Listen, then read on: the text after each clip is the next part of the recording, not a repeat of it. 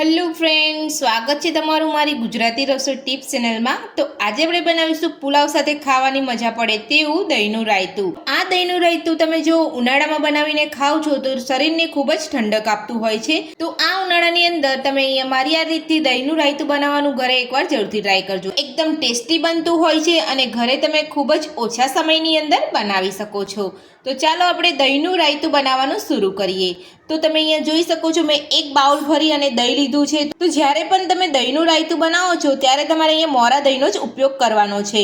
અહીંયા તમારે ખાટું દહીં નથી લેવાનું। તો હવે આપણે દહીંને એક બાઉલની અંદર લઈ અને બરાબર ફેટી લઈશું।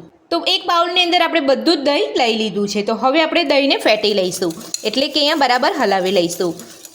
તો દહીંની અંદર જે ગઠ્ઠા રહેલા હોય એકદમ સરસ રીતે અહીંયા મિક્સ થઈ જાય, એટલા માટે આપણે અહીંયા બધું જ અહીંયા ફેટી લેવાનું છે। તો તમે જોઈ શકો છો અહીંયા ખૂબ જ ઓછા સમયની અંદર આપણે દહીં અહીંયા સરસ રીતે બધું જ મિક્સ થઈ ગયું છે અને સરસ આપણું દહીં અહીંયા ફેટી લીધું છે।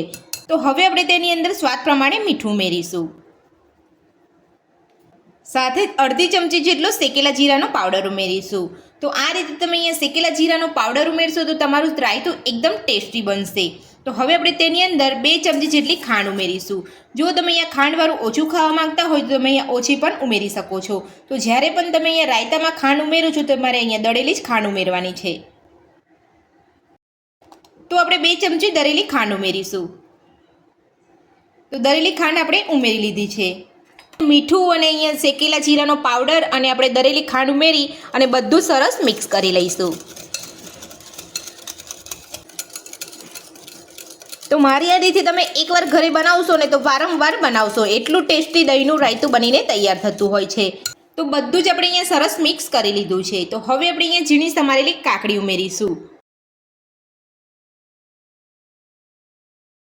તો થોડી કાકડી આપણે અહીંયા રવા દઈએ છીએ, તો આપણે અહીંયા સર્વ કરવા માટે આપણે થોડો ઉપયોગ કરીશું। સાથે જ અહીંયા ઝીણી સમારેલી ડુંગળી ઉમેરીશું।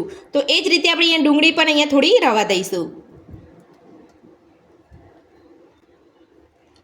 સાથે જ આપણે અહીંયા ઝીણા સમારેલા ધાણા ઉમેરીશું। તો બધું જ જે આપણે ઝીણું સમારીને રાખ્યું હતું એ આપણે અહીંયા થોડું થોડું રહેવા દઈશું। તો હવે આપણે ઝીણા સમારેલા લીલા મરચાં ઉમેરીશું।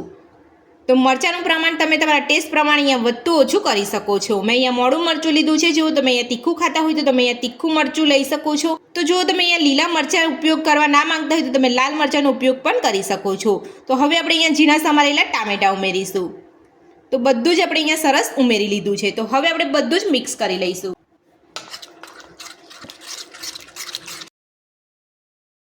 તો બધું જ આપણે અહીંયા મિક્સ કરી લીધું છે અને એકદમ આસાનીથી આપણું દહીંનું રાયતું બનીને તૈયાર છે। તો હવે આપણે દહીંના રાયતાને સર્વ કરી લઈશું।